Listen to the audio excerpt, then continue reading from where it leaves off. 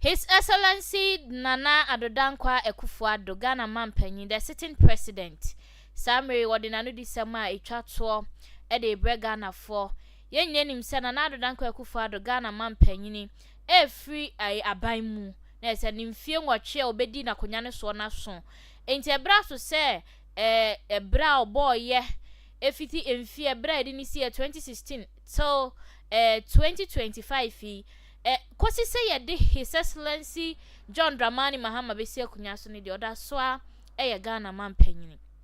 Enti ene ordinary di se me twa to de bro man Ghana for ebusia emu ma beduru ho ne de emu orem efe na akono nso ya hunu se papa Dr. Alhaji Mahmoud Bawumia na oye Franka Atuni edema MPP amanye okuo no this 2024 election no one ne ho kan Haji Asamira ba beduru ho no ense me betwa agu anu di se mod bebre nyina greater one ya de bre mo live e wo ha se nti kan ho ne mfa mre mo subscribe my like comment na afa share na onua bi enya bi nhwe na na adwo na magimedwa a me de nsami ebre wo no ye call live e wo Parliament House ye basisia sana krakra we jae ho as Ghana Mampanyin na afi nyame adom 7th of January ya swear the president elect in ama wabetoa dwumadi ne so na ene dey wode nanu di sem nyina eto dwawia afi obema ho kwan se mrache bedwafo a woni omo eba aban mu woni omo bebu o my Ghana no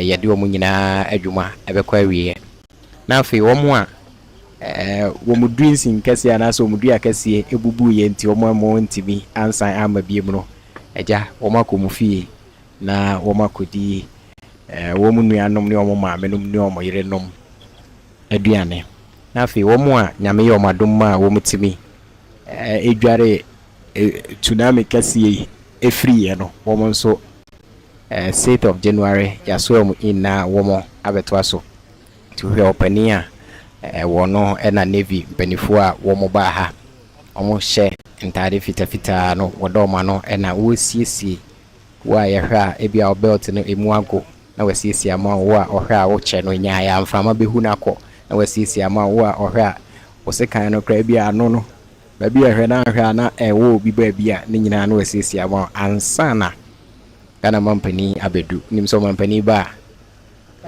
se ekobane se woye inspection na e wo se bibia edi mu pepepe ansana afi wafra kosoro ho se enede ne de posifo won a ehwe nsusu navy fo ena asrafo a wo hwewiem ni omo a ehwe asase so nyina no enede wo mu nyina ebo modin ase wo mu beye adwuma no kama pa nti wo hwe a ena opani address ne mai Tene de bambo ne de pampe pa very very very packed.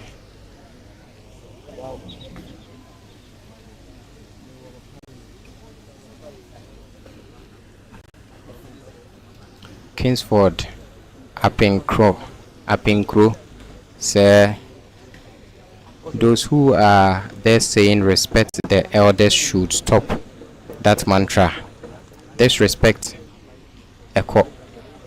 sorry. I don't think disrespecting elders is the best way to go. Media, I always frown at disrespecting them before because I see baby or penny et nawa obe huno no wa kwada oba jina betin so ko jina atwede tenten so jina wiem hyen apampam blade no so na tenten still na wo hu nti opani die na dia Bible kra ka se di womani na onkwa na warwasase so de irrespective of whichever party you belong to, you need to accord respect whom it is due.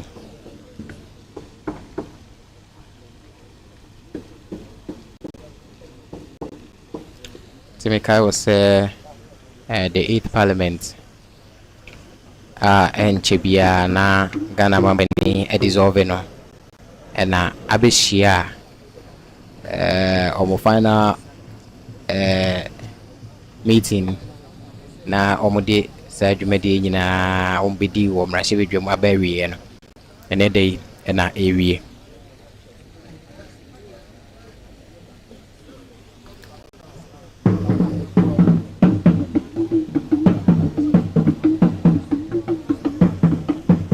Rebecca ya ba shase na no asante for ana akan for men kan sa womo e display omo culture fefe na se sie eduru won a efiati fido mantem mu bae no womo nso e display omo de abusu am yen kone enko hwe bi wa bra ye twen se Ghana mampani na Addo danko akufo ado ba be pie mu e wa ha no.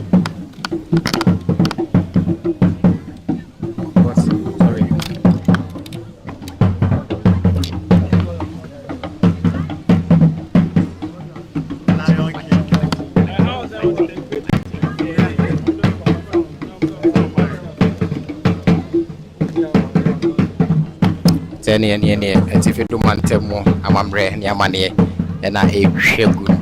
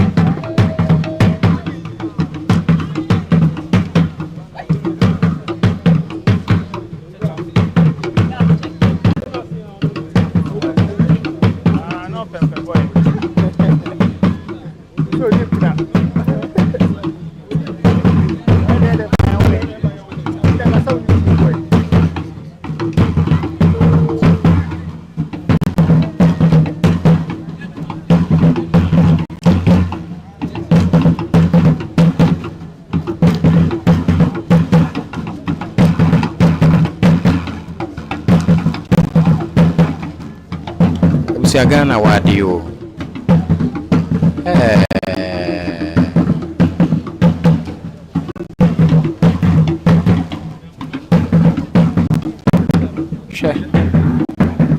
na omompaboa no we enye obroni mpaboa o made here in Ghana omo traditional mpaboa na omo hye no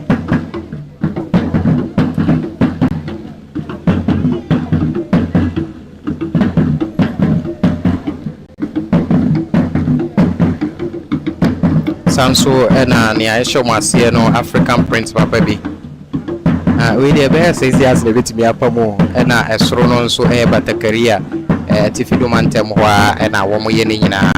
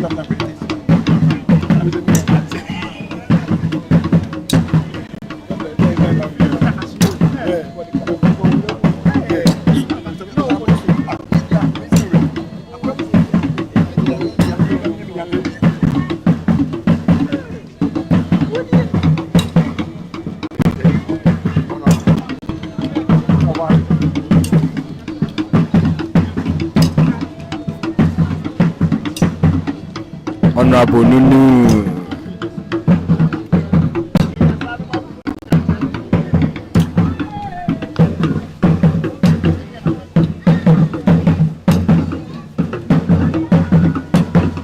Guys, honorable na obi to aba won so to the dia wo twi na ni wie na ni rese di pa no wa lo to my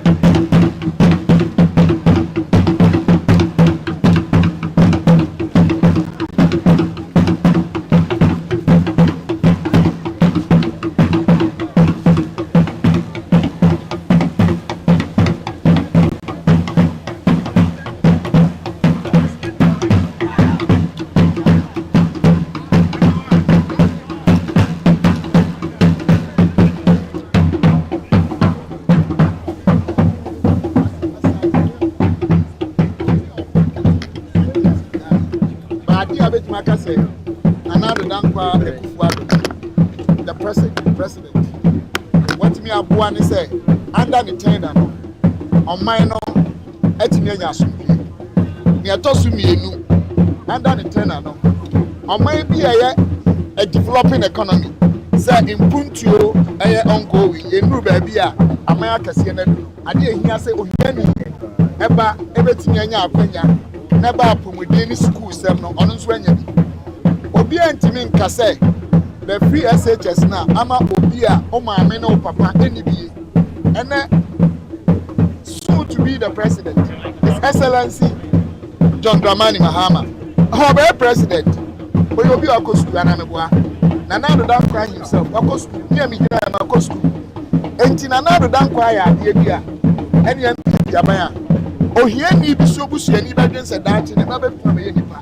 And you can never take that from us. Even though you must say, facing high school, I be an answer, I was said, I cannot. And for our four, they still have reservations. Said there was a propaganda. Maybe go 40 years ago. Name yet vacation classes. Akiola, Ola, Wisaki, and Metramani, the grandpapa school. They are not trying to retire. But I come almost 4 months. 40 years ago. Past years I'm now close to yes, I'm penny to be a day student. 40 years ago, near it's gas. Mamma, with a moment for propaganda in Adda and say, oh, mine. And then over 100,000 young ones are going to need to free school. What's it? Obi say, Obi say, yeah, my and Grana Casa. Mamma, propaganda and say, oh, mine. Say at the papa yes he say obisa me mama nkanye wo mebusa because so na na dey go Jamaica free school no aboa na amwa ene obi office sala obi afrancho mikro obi ofi oti anke ne busuani ko SHS da okobi o pass exams mo say leakage me ko school na leakage ni o mama my am fan contompo say o man no the next thing infrastructure mo school Opa me city beto so me sika yenka infrastructure people amanda na na adwaye and sika na mo kohwe na evidence ntesa me resign some of me am for propaganda and crabonting as akwahe. Look at the road network in Accra. Look at the education infrastructure. Look at health. Now be kumasi who have facilities our lunch but not to economy of this country says here we are growing. Kesi afra catching we are sorry economy is a growth. We are growing about twice 2016. 2016 year grow 3.2, 3.4. That's a variable, no different from 2016. After COVID, I am on mine 14 a few years to Omuka. So on my way, I want you to be real. See, I'm sitting a few about to Omuka. Wouldn't yeah, dear, yes, I'm going to yeah, report to Yamu propaganda. We used to propaganda. Oh, now social media, and no change. Where I make a change the story. I don't care. But essentially, yes, the essentially is education. Better. Essentially, is economy. Is better. Essentially, there has been peace. Essentially, is infrastructure. Rule of law. One more MPs, you are supposed to understand the rule of law. Supreme Court crackers Musumiti. And then someone here. But now 8 years, Minka say be perfect. Ogas are yes, I want you now. I find out training. I find out training. Abusienti Ghana Mampani, His Excellency Nana Addo Akufo-Addo, Woba.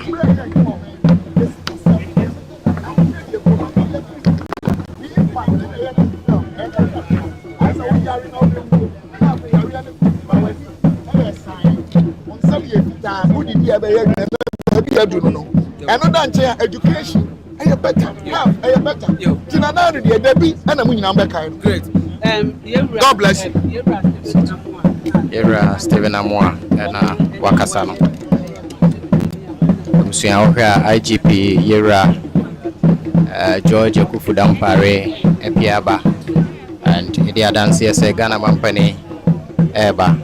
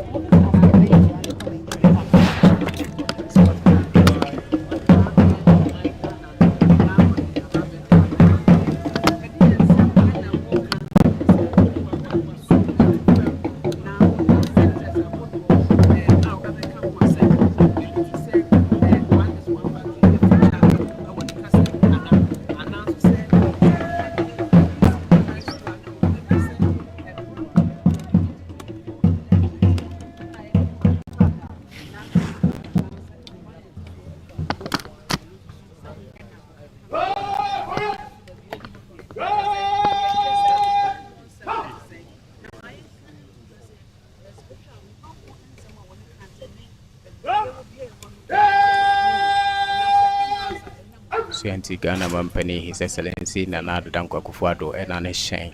A twatwaswa a bano.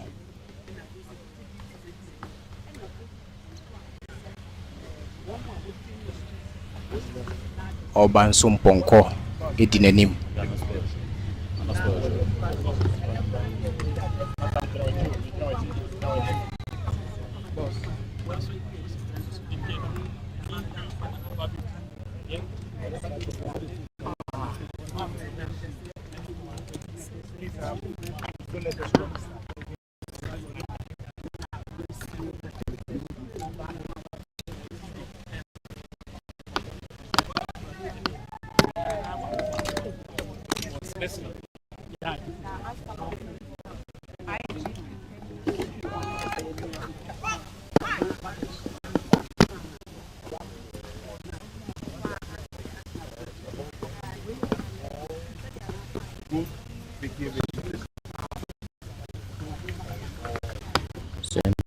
Ghana Mampani, His Excellency Nana Addo Akufo-Addo, and Wabedua. Sisia Ujina Adaka Nimwa Washer ni mobile phone, so we see form na was restre anymore serious.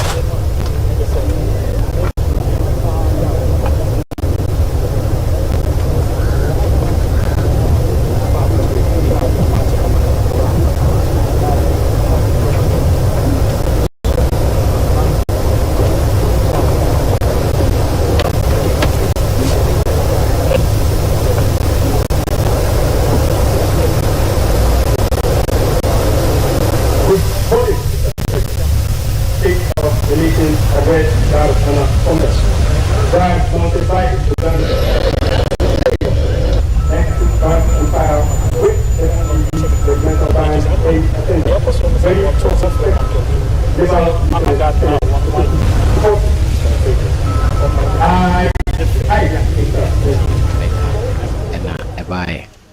See, he's going to inspect the parade.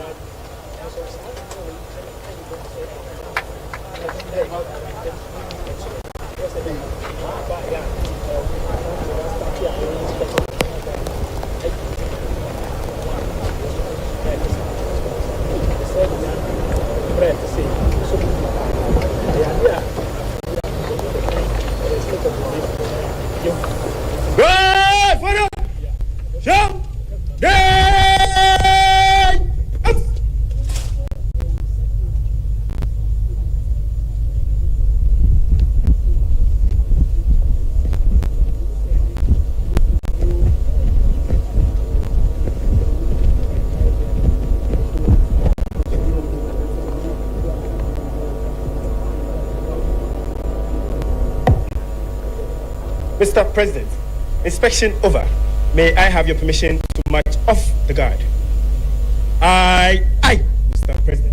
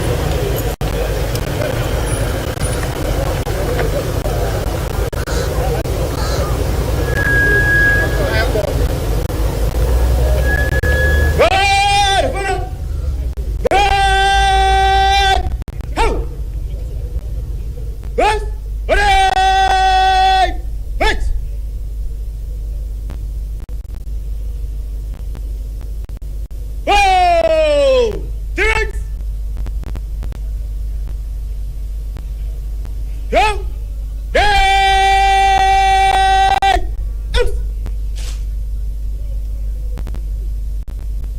Godfather will march off in columns of threes. Move to the left in columns of threes. Left! Take! Bind! Take post!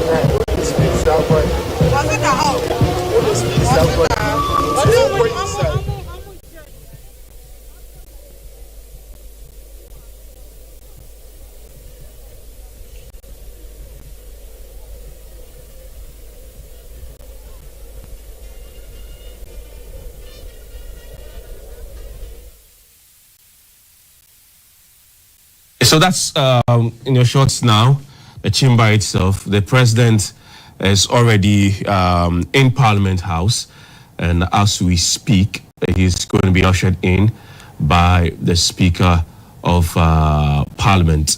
And the Majority Leader, Alexander Afenyo-Makin, is also out there to welcome the president together with the Speaker into the chamber. And if you're just joining us, this is our coverage of the State of the Nation address, and this is the final State of the Nation address for the President, Nana Addo Dankwa Akufo-Addo. This accordance with Article 67 of the 1992 Constitution that says that the President shall, at the beginning of each session of Parliament and before a dissolution of Parliament, deliver to Parliament a message on the state of the nation. And that's exactly what's really going to happen. At the beginning of Parliament, the President did that first delivery, and now the dissolution of Parliament, which is going to happen on the 6th of January in the morning, according to the press conference put together by the Parliament. In the morning, there will be that dissolution of Parliament, and then later in the evening, around 11 p.m., the entire process will start for the swearing in of members of the 9th Parliament, which will move into midnight. And then in the morning of the 7th of January, we'll have the inauguration of the President-elect, His Excellency John Dramani Mahama. So what we're seeing now, what's going to happen now, is the entire process that will lead us to the final inauguration day, which is on the 7th of January. And when that happens and is said and is done, whatever concerning the elections and the transition and the handing over comes to an end, and they will move a full swing into the governance aspect of the new administration, which is the NDC administration. And my guest in the studio is Dr. Joshua Zato, who is a senior lecturer, Department of Political Science, University of Ghana, and he's also a political and policy analyst. So in your shot now, you're seeing members from the majority side and, of course, the minority side to interacting. And look, we're briefly talking about the 8th Parliament and that theory we had earlier that came not crashing. Giving executive. It basically came crashing because what we realized is that we thought that if we divide it evenly, people will rise above their partisan interests, people will rise in their personal political interests, and then they will carry national. But it never happened. Yes. So we saw that the deadlocks in parliament, their inability. Look, it has been very simple. Presenting a budget for the transition has been a very routine, a very normal, simple thing. Yeah. But it never happened. It was supposed to happen somewhere September, October. It never did. So that is why probably, look, I would say that maybe it fed into the way Ghanaians voted. To say that rather, because the blame shame was good enough, and that there were times when we all know that the simple common business of government was upheld. And most of it was because of partisan interest. So that is why probably the Ghanaians decided, you know what, for this particular time, this one, we're just going to go and give it to one person. So that now we which then becomes again the rubber stamp we didn't want. Thank you. So but maybe the voters have chosen that, look, we prefer this rubber stamp to the other one. Okay. Because then it's clear, it's easier for us to understand. Most of the MPP MPs lost electoral defeats probably because of this. Now, so for me, it was now to an extent. The accountability measures they did and how they were able to keep the government accountable were also there. They were also there, in control. And then you also then saw that there were times where the executive was more wary. There was a time when everything just shipped to parliament or passed, Yeah. But this time the position was wary. Some appointments were not made because they think they didn't have what it takes to get them across the line. Yes. Some things were not sent to parliament because, and whenever you have an opposition being worried or concerned that this may not pass parliament, it's a good thing. It means that they don't have to go back, either make it better or do this through. And some of the changes. So for me, the 8th parliament had its lows and highs and lows, but I think on average, if we want to put it together, what we thought, the ideal we thought, our expectations were not met. Okay, all right. One other interesting thing about the 8th parliament is when we saw the change in leadership, both sides. At the NDC, Honorable Haruna and then Mutaka, together with the others, actually changed. And then we had Dr. Atto Forson coming in, Kwame Moja coming in, Amakufubu also coming in. For the MPP side, the veteran himself, Osechi Mensah-Bonsu, had to actually make way for Alexander Penyoma. We saw Frank Adodompre also coming in, and others. These changes, we're looking at this both sides. First of all, for the NDC, we saw those changes. Did they actually help them? Well, they've won. It's a majority, so you could say that could be, if that was the ultimate objective, it has been achieved. Because sometimes, look, what your team could play so bad, by the end of the day, they win and you're like, it has been achieved. Because at the end of the day, then gains as it was a success. But if this is the Muntakas that were removed, it wasn't just because of this and because of an economic distance. Because then there were serious issues within the parties that you could look at it.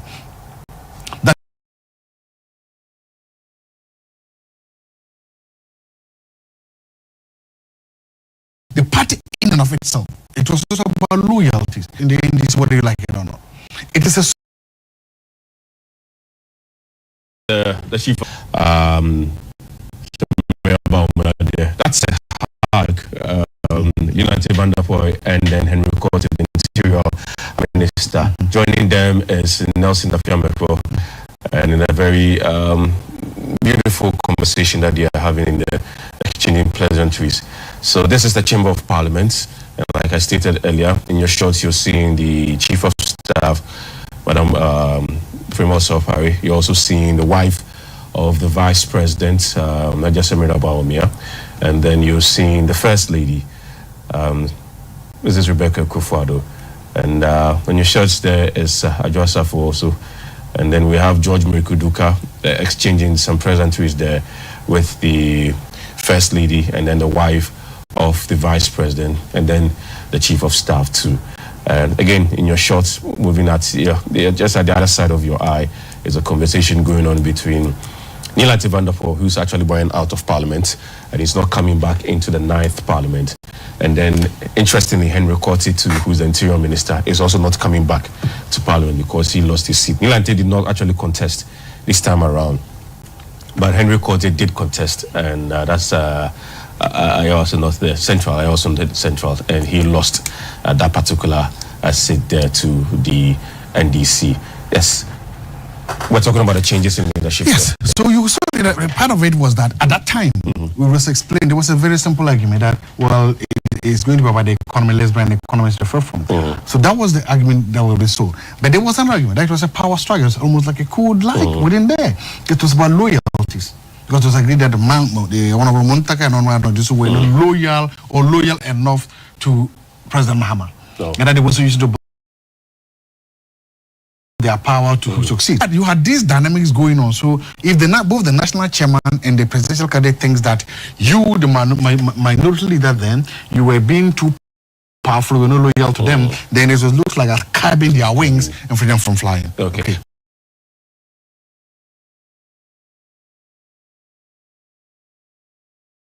Come to the majority side in their leadership. We're also live on Long March for doing their listening. We are live on Unique FM 95.7. That's taking care of the Greater Accra region and some parts of the southern part of this country.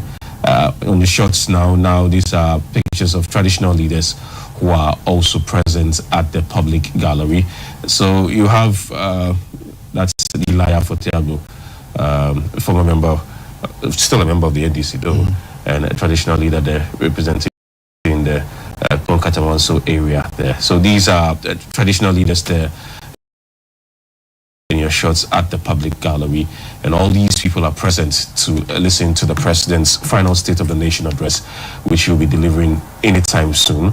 And these are members, of course, of the diplomatic corps also present at the public gallery. Yes, so for the majority side, we also saw the veteran, Chairman Sabonsu, making way for Alexander Penyomagi. It was a very interesting switch because with his experience, I mean, Chairman Sabonsu, the expectation was that he was going to stay. Yes. So now, the switch in the majority side too was political, pure political. Okay. Because remember, the NPP runs north-south, south-north, coast kind of arrangements. If the presidential candidate is, let's say, speaking of the switch, I mean, you can see Osei Mensabusu there talking to Asenso Boachi, who is the Minister for Roads and Highways. You also have Patrick Boama, and there's also the Attorney General there behind them, Adjo Asafo seated.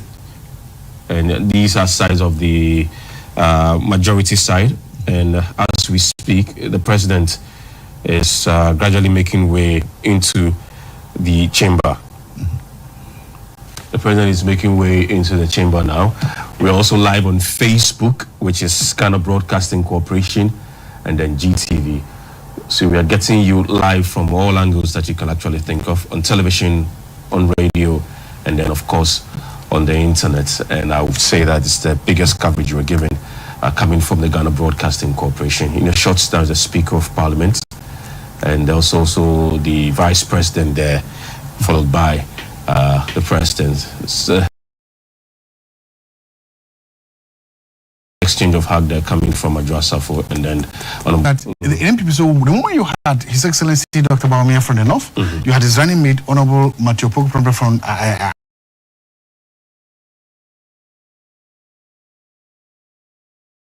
Ashanti. It became redundant to then have another Ashanti speak. North, south, coast, as they are taking going forward. And that was, and also remember then, Honorable CHMS was also moved to the campaign. He was playing because he was the chairman of the manifesto committee and one of the co-chairmen of the campaign itself. So it was also to free him and give him a chance so that he could play a bigger role in the campaign. As the president is entered the chamber now, exchanging pleasantries. Earlier he just spoke with the former First Lady, Nana Kuneda Rollins, and then the former President John Ejiokum Kufuor also present there at the chamber. The president is now about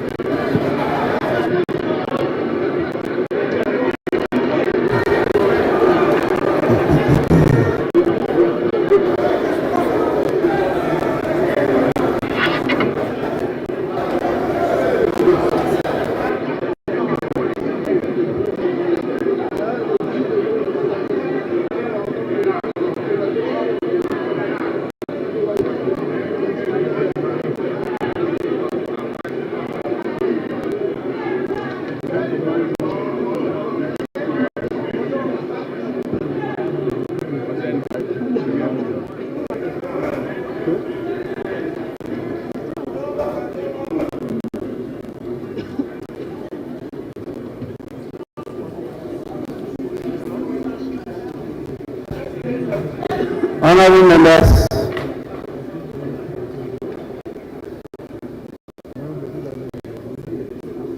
on your behalf, I want to warmly welcome His Excellency Nana Addo Akufo-Addo, President of the Republic of Ghana and the Commander-in-Chief of the Ghana Armed Forces, to the House.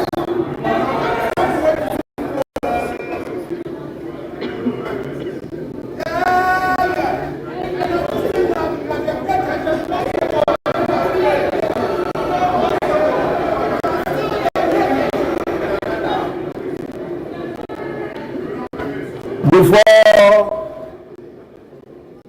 I invite him to perform a very important constitutional duty, kindly allow me to acknowledge the presence of the following people.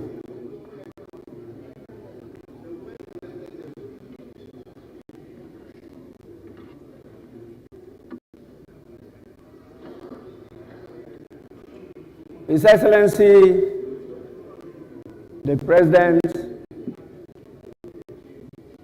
is ably supported in the performance of this duty by His Excellency, the Vice President,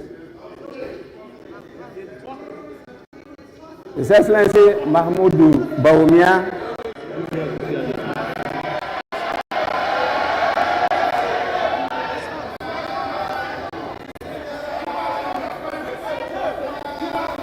we also have the presence of Her Lordship, the Chief Justice, Justice Gertrude Tukonu,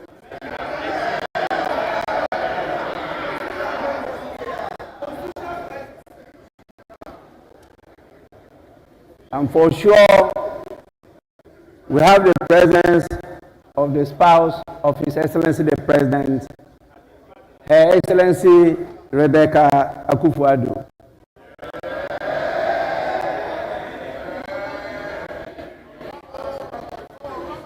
And His Excellency the Vice President is with his better half,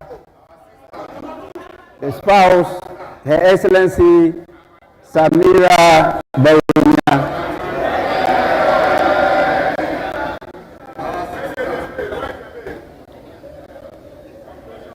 And I have with me my wife,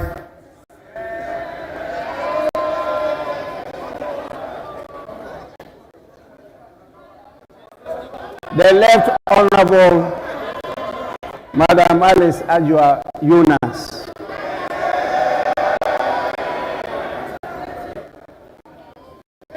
Her Excellency,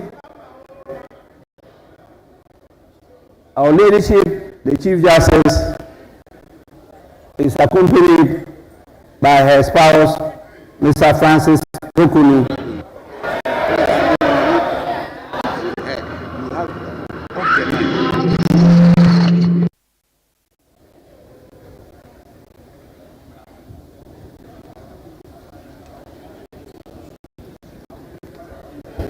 We also have with us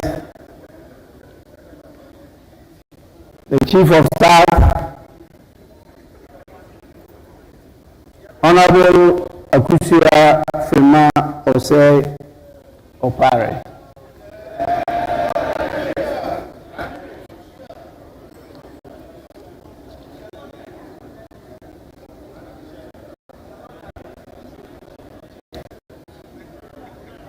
We could not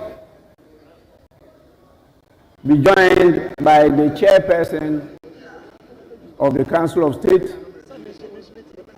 by his ably represented by our own veteran politician, lawyer, the person of Mr. Sam Okujato, Senior Advocate of Ghana.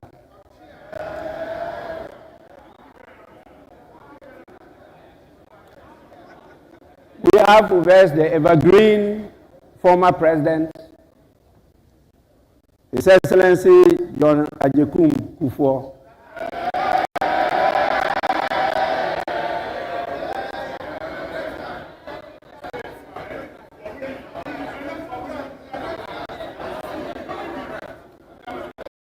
It's very important on your behalf. I thank him for always being with us here in this house. He is always present anytime we have an important function in Parliament. And we are extremely grateful to you, Your Excellency. We also have another very important partner of us. She is always also ever present anytime we have an activity here. I'm referring to Her Excellency, the former First Lady, Nana Konadu Agyeman-Rawlings.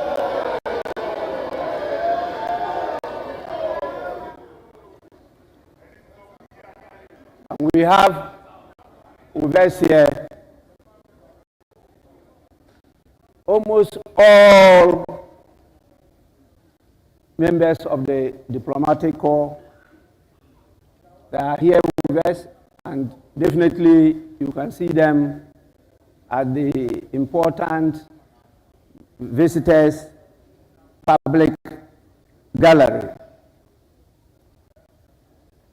The heads of the various security services are all here with us, and we have a number of chiefs and queen mothers present in this house. We are blessed with the presence of our religious leaders who actually keep us healthy by always praying for us and making sure that the blessings and favor of the Almighty God remains with us forever and ever. With this, I'll now proceed to invite His Excellency, the President of the Republic of Ghana, to deliver his message on the state of the nation. Your Excellency, you may do so now.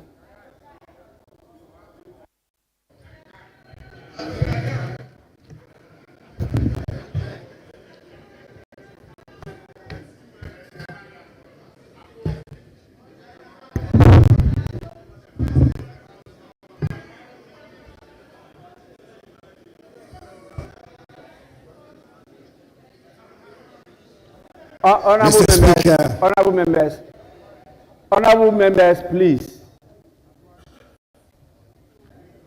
This is a very important occasion, and you are in the house we refer to as August House, House of Honor and Dignity. We expect nothing apart from honorable behavior from you. And please, let's listen to His Excellency in absolute silence. I thank all of you for your compliance. Mr. Speaker, it's my constitutionally mandated period as President of our country nears its very end. I come before this august House to perform my last official public duty. I'm grateful for the opportunity to give an accounting of my time in office, spell out the highlights of the state of our nation, and place on record the Ghana I'm handing over to my successor.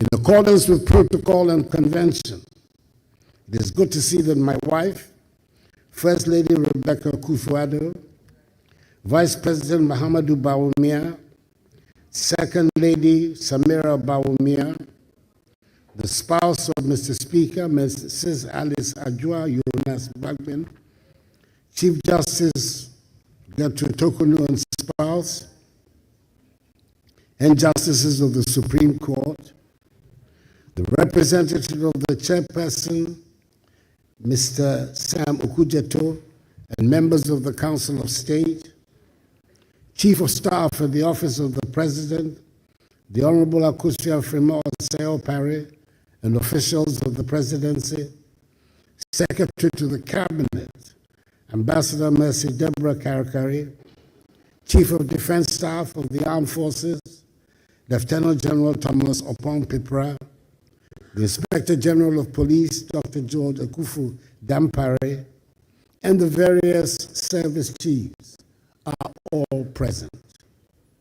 The Speaker, the House is also duly honored by the welcome attendance of the former President of the Republic, John Agyekum Kufuor, former First Lady Nana Konadu Agyeman Rawlings, and the Dean and members of the Diplomatic Corps. Mr. Speaker, before I commence my message on the state of the nation, I want to put on record that I'm deeply saddened by the devastating fire at Kantomanto Market, which took place yesterday, and has left many traders and their livelihoods in ruins. My thoughts and prayers are with those affected, and I extend heartfelt sympathies to the hard-working traders who have lost their goods and investments. Government stands with you and will work with relevant agencies to ascertain the causes of the fire and to provide the needed support. As a nation that is united in compassion and solidarity to help those who have suffered losses, together we can extend a helping hand to our fellow Ghanaians in need during this challenging time. The Speaker, it is important to state at the outset that serving the Ghanaian people as President has been the greatest honor of my life. It has been one of great challenges and even greater triumphs, one that has demanded every ounce of my energy, commitment, and love for our beloved country. My vision has always been to see a Ghana that is self-reliant, prosperous, and united, a beacon of hope, democracy, and opportunity in Africa and beyond. That vision remains undimmed, and I'm confident that the strides we have made together will propel Ghana to even greater heights. Mr. Speaker, the first responsibility of a government is the safety and security of the state and its people. I'm happy to report that our country's territorial integrity is intact and all our borders are secure. In a neighborhood of widespread instability, it is no longer an assumption that we can make that our land will be safe and secure. Ghana, by the grace of God, remains the only country in the neighborhood that has not fallen victim to terrorist violence. It has taken a lot of concerted effort, and dare I say a lot of money, to enable us protect our country from the ravages of the variety of terrorist groups operating and destabilizing other countries in the neighborhood. I wish to pay great homage to the security services and their ministerial leaders for the work they do every day to keep us safe. Mr. Speaker, it gives me no great pleasure to state that an important and integral part of the fabric of our society and the hallmark of our traditions, chieftaincy, continues to be a source of insecurity and destabilization. Upon coming into office, we worked hard with considerable assistance from the Committee of Eminent Chiefs, Otumfuo Asantehene, the Nairi, and the Yabonwura, to bring finally a resolution to the conflict which had blighted the ancient kingdom of Gabon for many, many years. Bringing peace to Gabon remains one of the high watermarks of my time in office, and I had been so looking forward to counting it with pride as the top of the list in resolving chieftaincy disputes and conflicts. Unfortunately, the sad situation in Boko must necessarily dampen any enthusiasm about the resolution of chieftaincy problems elsewhere. It is a matter of great regret and distress to me personally that in spite of our best efforts, the Boko conflict remains unresolved. Boko is unhappily not the only area of chieftaincy conflict. In judging from the experience of other parts of the country, I will have to mark chieftaincy as a big source of insecurity that will continue to require a lot of attention. It is clear that part of that process is the need to strengthen the capacities of the Ministry of Chieftaincy and Religious Affairs and the Peace Council, the two frontline institutions responsible for dealing with chieftaincy and other disputes. Mr. Speaker, in my inaugural speech at my swearing in my first term on 7th January 2017, and early on in that term, I made a public commitment to tackle galamsey, the phenomenon that had been ravaging our environment and destroying our lands and water bodies in the pursuit of mining our gold. I knew and was very much aware that fighting galamsey was not a universally popular position for a president to take.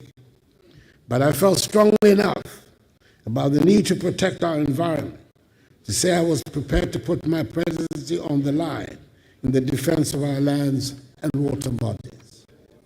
And indeed, Mr. Speaker, the fight against galamsey led directly to the loss by my party of several parliamentary seats in the 2020 elections, and to the makeup of this 8th Parliament, which affected the implementation of my policy agenda and impacted the second term of my presidency. I welcome the many loud converts to the fight against galamsey that suddenly appeared in the run-up to the 2024 elections. And I pray that more and more of us get to embrace the need for the protection of our lands and water bodies. As I have stated on numerous occasions, the fight against galamsey is not a fight against mining or the extraction of the gold the Almighty has so generously endowed us with. But we owe it to future generations of Ghanaians to extract our minerals in a manner that protects our lands and water bodies. I'm happy to be able to say that we have implemented some of the boldest and most progressive policies in the mining, forestry, and land sectors. As a result of these policies, we overtook South Africa as the leading producer of gold on the continent and have consistently increased gold production to reach an unprecedented 4 million ounces last year. Not only have we revamped dormant mines like the Obuasi and Bibiani mines, we have also worked to deliver the Cardinal Namdi mine, the first large-scale mine in northern Ghana, and the first greenfield gold mines in our country in more than a decade, with the ongoing construction of new mines in Afo by Newmont and Upper West by Azuma Resources. To add value to these volumes of minerals, we have constructed, through a public-private partnership, a 400-kilogram capacity gold refinery here in our country. We have also concluded discussions with the parent company of Ghana Manganese Company Limited for the construction of a 450 million United States dollars manganese refinery at Nsuta. Moreover, the establishment of the Ghana Integrated Aluminum Development Corporation and the Ghana Integrated Iron and Steel Development Corporation has laid the groundwork for the industrialization of many of our natural resources. These entities are expected to generate significant revenue, create jobs, and enhance the value addition of our natural wealth. Each of these initiatives was guided by the vision to harness Ghana's wealth for the benefit of her people, ensuring a legacy of sustainable development for future generations. We continue to work to increase the forest estate of our country. Under the Ghana Forest Plantation Strategy, some 121,000 hectares of degraded forests were cultivated between 2017 and 2023. And under the Green Ghana Project, over 52 million trees have been planted in just 4 years of its implementation. In 2023, Ghana became the second country in Africa and the third in the world to receive results-based payments from the World Bank Carbon Fund for reducing emissions. Under the Ghana Cocoa Red Plus program, we have also completed all the necessary steps under the voluntary partnership agreement with the European Union. And effective June this year, Ghana will become the first African country and the second globally to issue forest law enforcement, government, and trade licenses. Mr. Speaker, if arguments still rage over what there is to show for the fight against galamsey and the effects of irresponsible mining, there can be no such arguments about the introduction of the free SHS and free TVET programs. Another policy that did not have universal approval when I sought to introduce it on coming into office. However, I believe this is one of the rare occasions on which we can use the word transformational without any danger of abusing the word. We have transformed education, and there can never be a reversal, of the fact that some 5.7 million young people have gained access to secondary education who would otherwise not have had the opportunity, but for free SHS and free TVET. Indeed, my administration has also prioritized technical and vocational education and training, TVET, establishing 34 new TVET institutions and upgrading 62 existing ones to equip our youth with 21st century skills. Mr. Speaker, I'm proud that we were brave enough to have started the free SHS policy at the beginning of my first term and resisted the calls for a gradual introduction. I'm glad that we've removed from the Ghanaian mindset the belief that secondary school education is only for people from certain households and families. From 2020, when the first cohort of free senior high school candidates sat for the WACC, Ghana has consistently recorded over 50% of candidates scoring A1 to C6 in all 4 core subjects. This marks a stark improvement compared to the years prior particularly the period when pass rates in core subjects were largely below 50%. This year's results, the 2024 results, have maintained the laudable trend from 2020. Indeed, only 51.6% of candidates achieved A1 to C6 in English in 2016, compared to a much higher 69.52% in 2024. For integrated science, the pass rate improved from 48.35% in 2016 to 58.77% in 2024.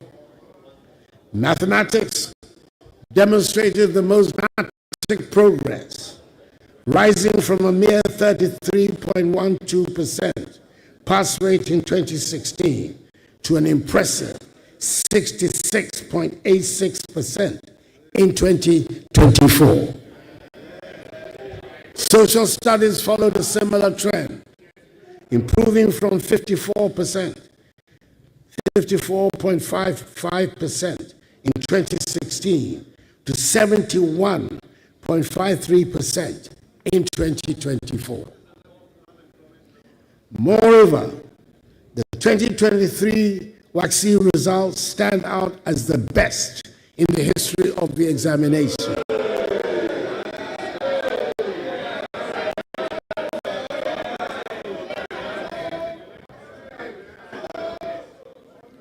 No amount of shouts will displace data. It will not happen. The data is there.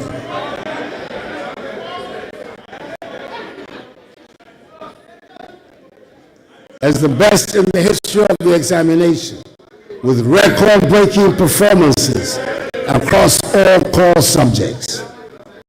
It is obvious then that our reforms have not only expanded access, but have also enhanced the quality of education. I am glad that we have elevated TVET and STEM to where they properly belong, and that they will no longer be seen as the option for those who cannot make the top grade. We have embarked on the development of 20 STEM centers and 10 model STEM senior high schools across the nation, and also constructed 186 new science laboratories nationwide. The other day, I commissioned the Accra STEM Academy, which is destined to play a key role in the future of STEM education in our country. These institutions are designed to provide hands-on learning experiences with cutting-edge facilities. From coding to robotics, our students are being prepared for the demands of the 21st century. It has not been without challenges, but the results are evident. I'm delighted with the infrastructure transformation that is taking place on our school and university campuses. This was displayed in a dramatic fashion a few weeks ago when the Ministry of Education staged the simultaneous commissioning of 80 new educational facilities across the nation. I do not suggest that we have finished what we set out to do, but we have certainly established what a kindergarten is supposed to be like. We've established what a primary school should be like. We've set standards for what constitutes a JHS. Science laboratories are now integral parts of junior and senior high schools, and computer tablets are available for all school children. Mr. Speaker, now we know and accept that a public school building can be painted in beautiful and attractive colors. Mr. Speaker, we've aimed to make the learning and teaching atmosphere a happy one for all school children and their teachers.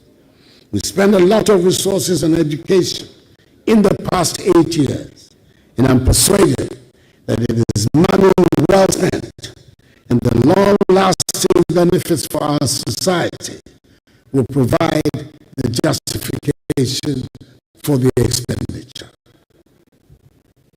Mr. Speaker, it is impossible to make any meaningful accounting of my time in office without reference to the COVID pandemic.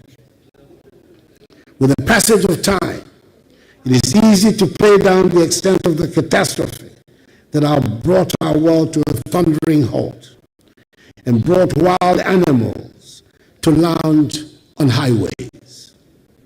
Do we remember that airports around the world were closed, and some 2 years after the formal end of the pandemic, worldwide shipping and cargo freight have not returned to normal? Schools were closed around the world, and it took courage to reopen our schools. And there are parts of the world that have not yet made up for the closure of schools necessitated by the pandemic. Probably, Mr. Speaker, the most poignant aspect of those times was not the fear that gripped us all, but the fact that we were unable to hold hands or hug each other, and we could not have funerals for our dead. It is worth emphasizing the point that with the help of the Ghanaian people and the guidance of the Almighty, we managed the pandemic in our country to the admiration of the whole world. Indeed, during the COVID-19 pandemic, Ghana emerged as a leader in Africa, managing the crisis with a balanced approach that prioritized lives and livelihoods. We were among the first countries on the continent to secure vaccines and roll out a comprehensive vaccination program. The establishment of our own vaccine manufacturing facility under the supervision of the National Vaccine Institute, a body created by Act of Parliament, in collaboration with international partners, is a testament to our resolve to build resilience in our healthcare system. In the spirit of transparency and accountability, a parliamentary audit was conducted on the accounts relating to COVID-19 expenditures, reflecting my government's attachment to accountability and the effective stewardship of public resources during a time of crisis. However, the consequences of the COVID-19 upheavals on all aspects of our lives have gone way beyond what anyone could have imagined, and we're still dealing with the effects on the economy. But let me first deal briefly with the effects on the health sector. This pandemic showed us some of the alarming shortcomings of our health delivery system, and we've strived to seek remedies to ensure that we're reasonably prepared to meet the next emergencies. The most important intervention is the Agenda 111 project we have embarked upon that aims to place a hospital in every district. Out of the 101 district hospitals and 2 psychiatric hospitals on the project list, there are 99 district and 2 psychiatric hospitals where contractors are deployed and work is in progress. I'd hoped that construction would be completed on all of them, but that, alas, was not to be. I'm pleased to report that on December 5th, I had the utmost pleasure to commission 3 of the district hospitals. Progress of works on the other 98 active sites range from 5% for sites whose work commenced recently to 95% at other sites.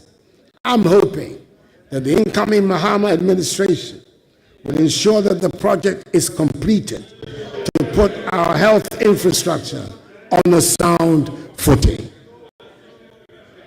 Furthermore, we launched the National Ambulance Services Revitalization Program, increasing the number of ambulances from 55 barely functioning ambulances to over 300, ensuring timely emergency response and saving countless lives.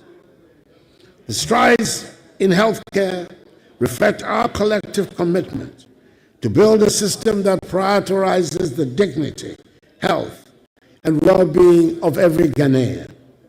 Furthermore, we've revived the National Health Insurance Scheme, which at one point before I came into office appeared to be reverting to the days of cash and carry. The number of subscribers has risen from 10.6 million in 2016 to 17.9 million at the end of 2023. With the renewal of subscriptions being facilitated by a tap on the mobile phone and the scope of the scheme being broadened to include treatment for sickle cell disease, kidney dialysis, and childhood cancers. Mr. Speaker, our economy took a bigger hit from the COVID-19 pandemic and the ensuing consequences than had been anticipated.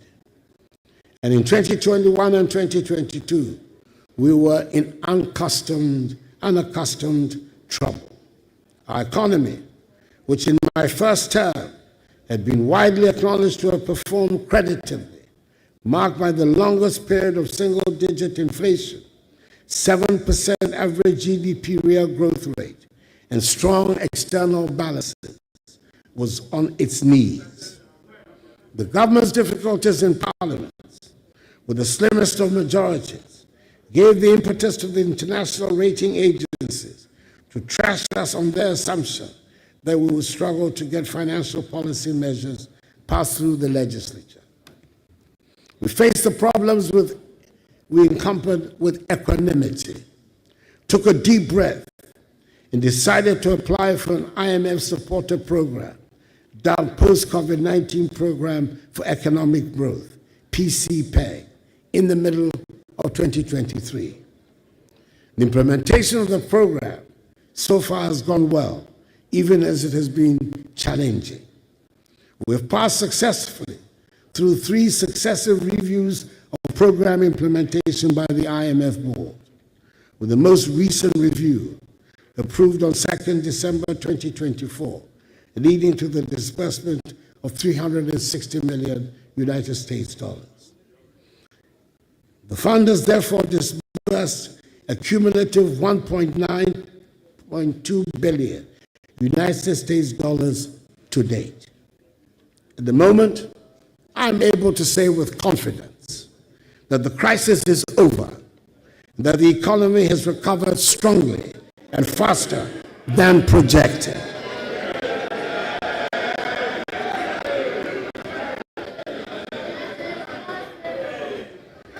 In order for me to be able to make this assertion, I must make reference to the debt restructuring exercise. It affected many bondholders and was one of the most challenging decisions my administration had to undertake. It was not a choice made lightly, as we were acutely aware of the personal and financial hardships it would impose on individuals, families, and institutions across the country. Many citizens had invested their hard-earned savings, and we fully understood the pain and sacrifices this exercise demanded. However, it became evident that without such bold and decisive action, our economy would have faced an even greater crisis with far-reaching consequences for every Ghanaian. This restructuring was essential to address unsustainable debt levels and to create the fiscal space needed to stabilize the economy and lay the groundwork for future growth. It was critical in ensuring that Ghana could meet her financial obligations, regain the confidence of international and domestic investors, and restore our economic credibility. Through the resilience and understanding of the Ghanaian people, coupled with the strategic measures we implemented, we have been able to chart a path towards the recovery that is underway. Today, we're witnessing the positive outcomes of the painful but yet necessary exercise. The economy is rebounding strongly. Our fiscal position is more stable, and our debt sustainability has significantly improved. These developments have provided a solid foundation for sustained growth and development, ensuring that the sacrifices made by bondholders and other stakeholders will not be in vain, but rather the basis of Ghana's economic revival. Mr. Speaker, the country is not broke, as some propagandists want us to believe. We're handing over the country with gross international reserves of almost $8 billion United States dollars. This is more than the $6.2 billion United States dollars of gross international reserves my administration inherited in 2017. Economic growth. The noise will not shut out the statistics. And I intend to put the statistics on the record of Hansard, no matter the amount of noise.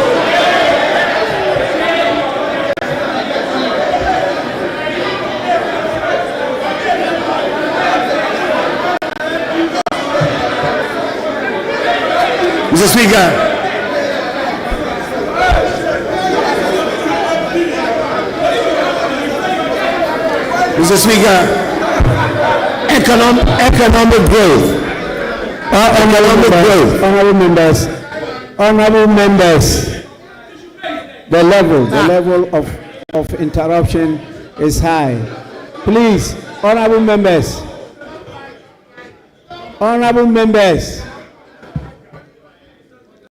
His Excellency the President is not out of order. Please.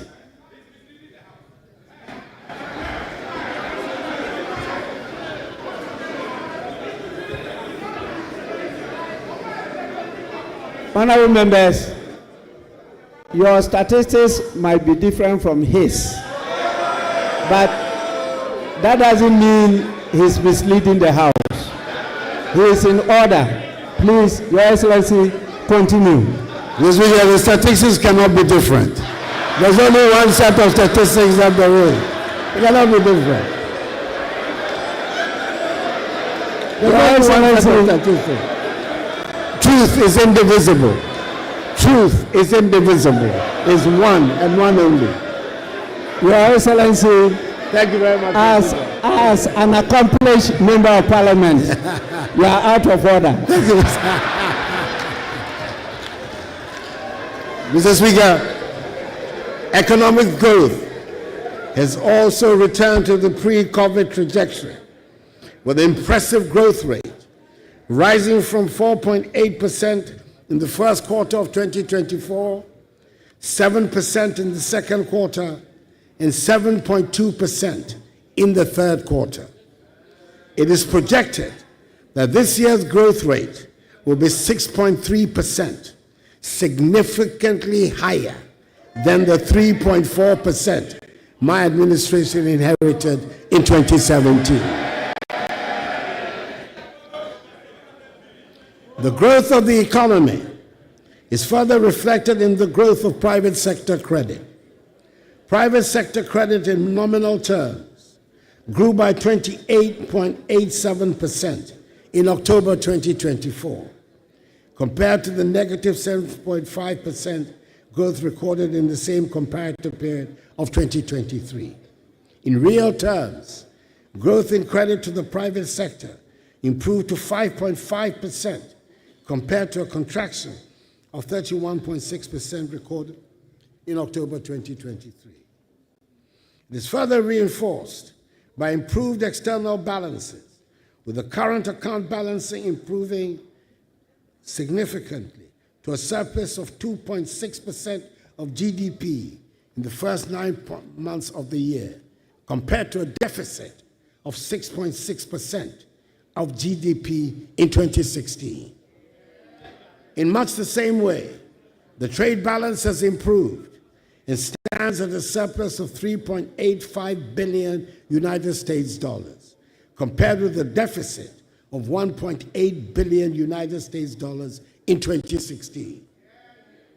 Headline inflation, which stood at 23% in November, is still very high, but this is coming down from 54% recorded in December 2022, following the effects of COVID-19 and other global economic pressures. Encouragingly, food prices have also begun to decline, bringing some relief to households and contributing to a reduction in the overall cost of living. Government has implemented significant measures to address the hardships that accompanied the economic difficulties. These include increased budgetary allocations towards the school feeding program, the capitation grant, the National Health Insurance Scheme, and the Livelihood Empowered Against Poverty program, LEAP. The stock of public and publicly guaranteed debt increased during the economic difficulties. However, the government is servicing its debts, honoring coupon payments for both domestic bonds and Euro bonds. Moreover, the debt levels are reducing, recording a significant reduction in the debt stock by 46.8 billion Ghana cedis to 761.0 billion Ghana cedis in October 2024, from 807.9 billion Ghana cedis in September 2024. The public debt to GDP ratio, therefore, reduced from 79.2% in September 2024 to 74.6% in October 2024. This is expected to reduce further to 55% of GDP in net present value terms, a level that restores Ghana's debt sustainability. It is hoped that the new government will continue with the policies being implemented to achieve the debt sustainability target. I'm happy to inform the House that today, 3rd January 2025, my government will honor coupon payments to our Eurobond holders amounting to 346 million United States dollars. We cannot afford to default on our debt repayments. That's advice that I want to give to the incoming finance minister. These achievements demonstrate our firm commitment to the policies, structural reforms, and program objectives and targets under the program. Let me at this juncture state unequivocally that the banking sector cleanup undertaken by my administration was an act of necessity, not of vendetta. It was a bold and decisive intervention to safeguard the strength and integrity of Ghana's financial system. The illegalities and irregularities perpetuated by the affected banks and financial institutions are well documented and indisputable. These practices threaten the very foundation of our banking sector and jeopardize the hard-earned savings of millions of Ghanaians. Our actions ensure that not a single depositor lost their money, an unprecedented achievement in financial crisis management. Today, the results are there for all to see. A more robust, stable, and resilient banking sector capable of driving economic growth and supporting the aspirations of our people. It was a necessary decision to restore public confidence and secure the future of Ghana's financial sector. Mr. Speaker, my government recognized at the very outset that the fight against corruption required more than rhetoric. It demanded systemic, sustained, and strategic action. To this end, my government initiated a holistic program of legislative, administrative, financial, and technological reforms. Indeed, one of my most satisfactory moments as president was when we established the Office of the Special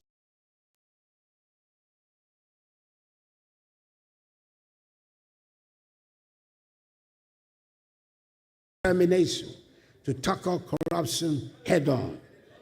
I wanted Ghanaians to know that no one, no matter their rank or status, would be above the law. Its creation was initially met with considerable skepticism in some quarters, but I believe now that there is general consensus that has been an important contributor to our anti-corruption efforts. During my first term, we passed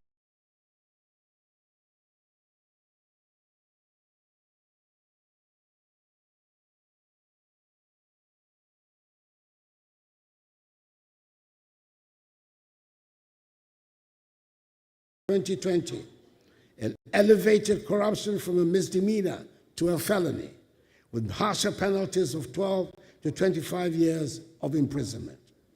We also enacted key laws such as the Fiscal Responsibility Act, the Revenue Administration Amendment Act, and the Anti-Money Laundering Act, all of which have strengthened our institutional framework to combat corruption and ensure accountability.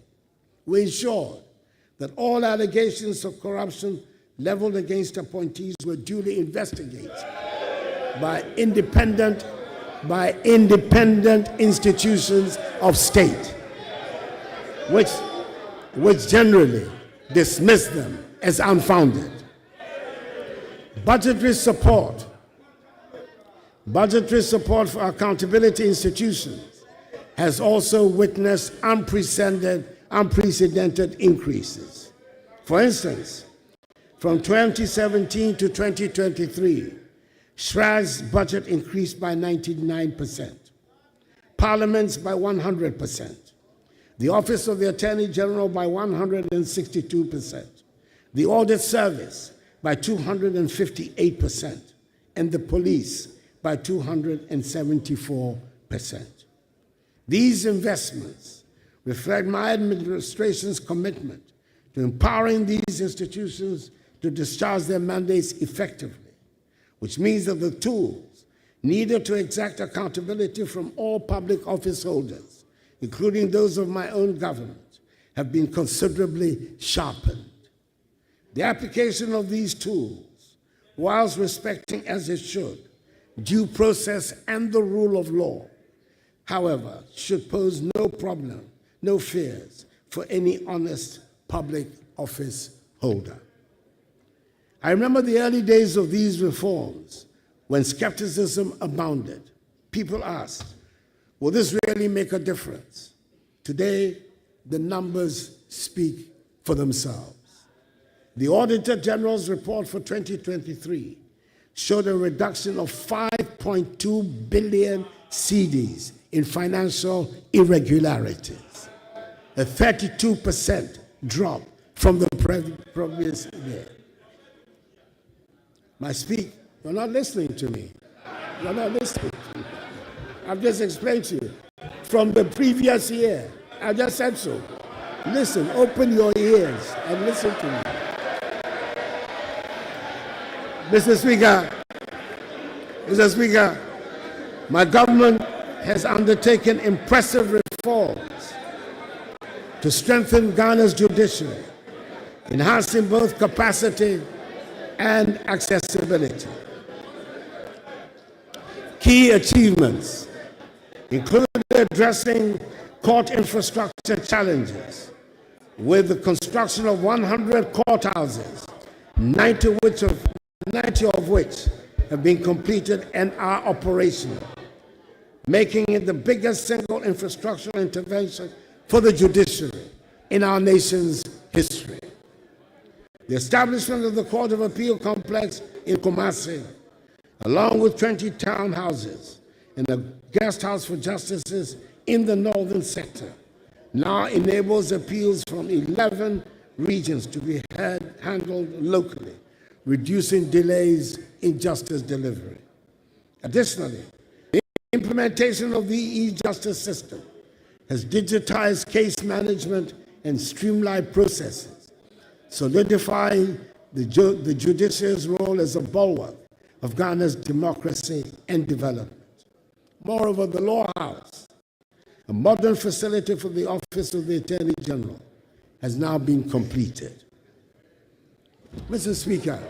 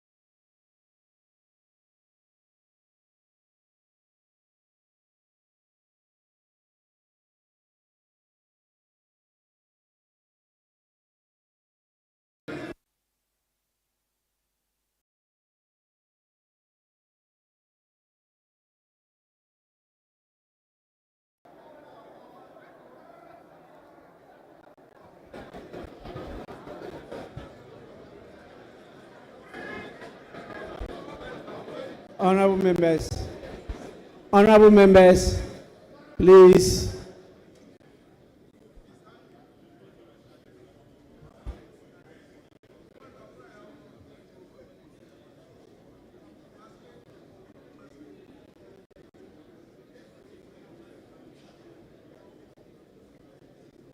Let's have some order and let's continue with the business. Your Excellency, you may do so now. thank you very much, Mr. Speaker. Apologize for that. Mr. Speaker, as I was saying, infrastructure development has been a cornerstone of this administration. The construction and rehabilitation of over 12,000 kilometers of roads have improved connectivity and reduced travel times.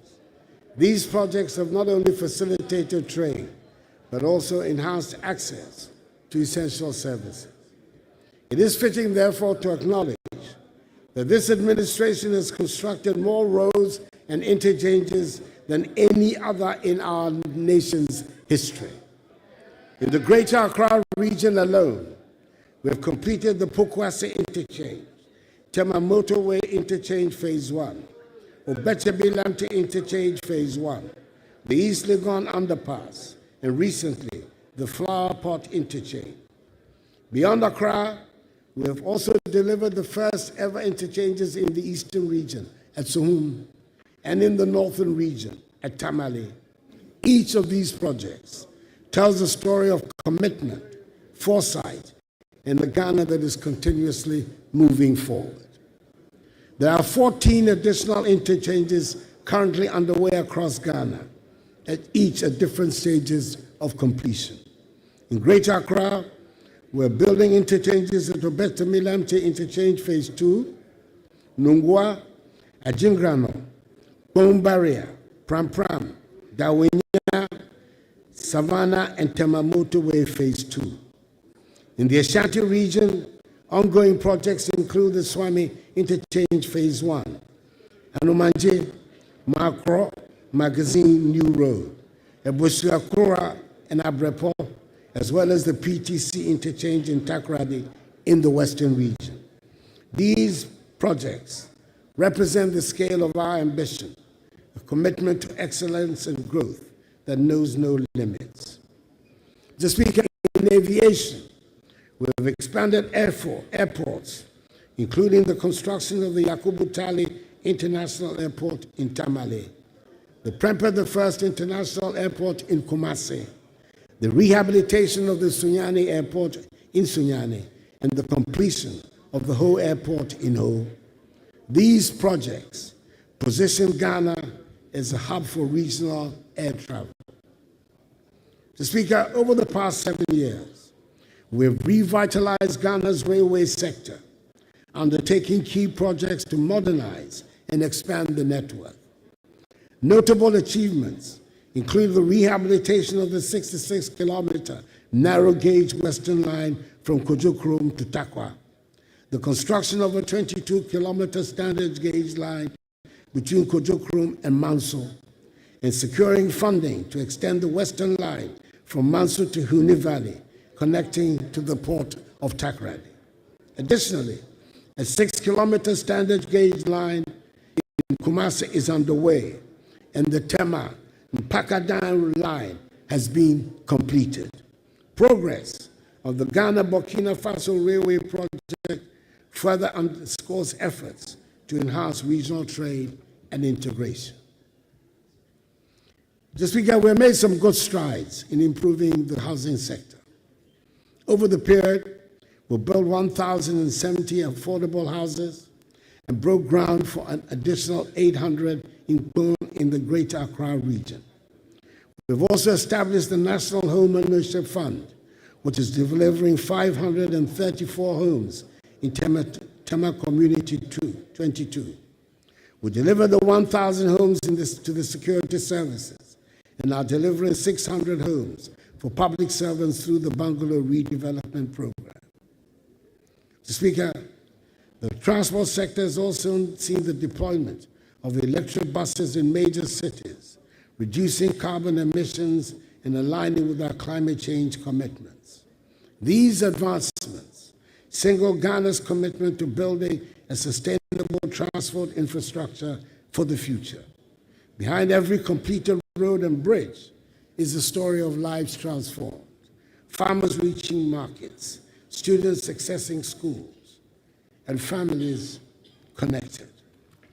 Mr. Speaker, my government has prioritized the modernization of Ghana's maritime infrastructure, with the Takoradi Harbour standing as a shining example of this commitment. The port has been transformed into a world-class facility, enhancing its capacity to meet the demands of modern trade and of the oil and gas industry. In November 2024, I commissioned a state-of-the-art oil and gas services terminal, a $100 million investment, which serves as a hub for oil field operators, logistics service providers, and other key players in the energy sector. Additionally, I launched a dry bulk terminal and the Atlantic Services Container Terminal, diversifying the port's capabilities, and solidifying its role as a critical player in regional and international commerce. We have also begun the processes for the construction of another modern port at Keita. These efforts are positioning Ghana as the leading logistics and shipping hub in Africa, creating jobs, boosting investor confidence, and ensuring sustainable economic growth for our nation. Mr. Speaker, agriculture remains the backbone of our economy, and our investments in this sector have been transformative. Through the distribution of over 2.7 million bags of fertilizers and improved seedlings, we have increased crop yields and enhanced food security. For example, maize production increased by 110%, rice by 48%, and soybean by 150% between 2017 and 2023. The establishment of 140 agricultural mechanization centers and the rehabilitation of irrigation schemes have modernized farming practices and reduced dependence on rain-fed agriculture. The establishment of warehouse facilities under the One District, One House initiative has also helped reduce post-harvest losses by 30%. The net effect of these policies is that our agricultural GDP growth rate rose significantly from 2.7% in 2016 to an average of 5.7% in 2023. Our cocoa sector has also witnessed remarkable improvements, with productivity increasing from an average of 450 kilograms per hectare to 800 kilograms per hectare, making Ghana a leader in sustainable cocoa production. The living income differential policy, a policy agreed to by President Alassane Ouattara of Côte d'Ivoire and myself, under the aegis of the Strategic Partnership Agreement between our two countries, which is a fixed premium of 400 United States dollars per ton, added to the selling price of cocoa beans, irrespective of fluctuations in market prices, ensure that our hard-working cocoa farmers receive a fairer share of the global value chain, indeed, receiving the highest prices in the history of the cocoa industry in Ghana. We were told by the minority leader on the campaign trail and in the presence of the now president-elect that my successor will increase the price per bag of cocoa from the current 3,100 cedis to 6,000 cedis.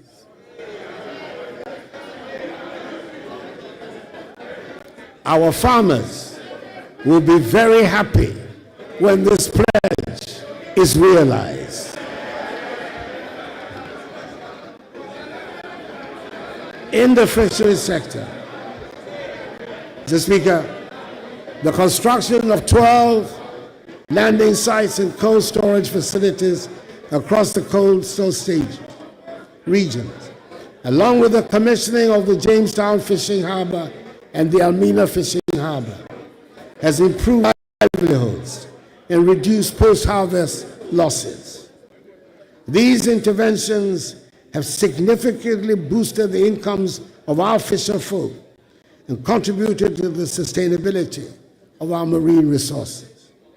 We have also enforced measures to combat illegal, unreported, and unregulated fishing, protecting our marine biodiversity for future generations, and proving the doubting Thomas wrong about our commitment to transforming the fisheries industry. Mr. Speaker, Ghana has made significant progress in expanding electricity access, with the electricity access rate increased to 88.85%, up from the 79.3% I inherited. In renewable energy, completed projects such as a 4-megawatt floating solar PV at Bui and a 15-megawatt solar PV at Kaleo, together with a 100 megawatt solar PV under construction at Bui and a mini-grid electrification program in Addo East, have advanced efforts to reach the 10% renewable energy target by 2030. Mr. Speaker, it is worth emphasizing that I inherited a nation plagued by doomsday, but I'm very happy to say that I leave office with the lights on.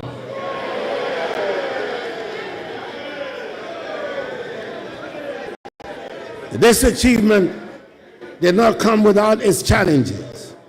When my administration assumed office, we inherited an energy sector legacy debt of $2.5 billion United States dollars.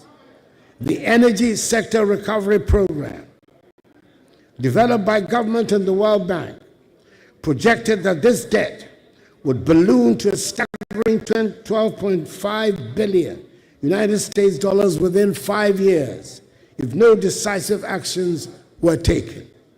We knew that such a scenario would cripple the sector, undermine investor confidence, and plunge the nation back into darkness. Mr. Speaker, we got to work immediately. Through tough negotiations with independent power producers, prudent financial management, and targeted interventions, we've been able to stabilize the sector while keeping the lights on. I'm pleased to report that we've kept the energy sector legacy debt to $2.5 billion, the same level we inherited, and have averted the $12.5 billion debt scenario, despite the rising costs of energy production and the global economic challenges that have unfolded during my tenure. The energy sector has been truly transformed, and I'm leaving office confident that the foundations we have laid will serve this nation well for generations to come. Mr. Speaker, one of the most notable milestones of my administration has been the creation of 6 new regions: Western North, Ahafo, Bono East, Oti, Northeast, and Savannah. This historic achievement responded to decades of passionate advocacy by local communities for a governance structure that brings development closer to the people. Today, these regions stand as evidence of our commitment to equitable development, with enhanced access to public services, infrastructure, and economic opportunities for millions of Ghanaians. Additionally, my administration championed a bold vision for local governance by advocating for the election of Metropolitan, Municipal, and District Chief Executives, MMDCEs. Though the process was unfortunately aborted, I remain hopeful that in the not-too-distant future, this vision will become a reality. Such a reform would deepen democratic accountability and empower citizens to shape their local governance directly, ensuring that Ghana's democracy continues to grow stronger and more inclusive. Mr. Speaker, the youth are the heartbeat of our nation, and we have implemented programs to empower them, from the National Youth Authority reforms to sports infrastructure development.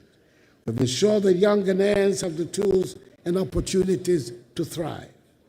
The construction of some 150 AstroTurf pitches across the country and the rehabilitation of existing stadia have boosted Ghana's standing as a hub for international sports, including hosting successfully, despite all odds, the 2023 All-Africa Games.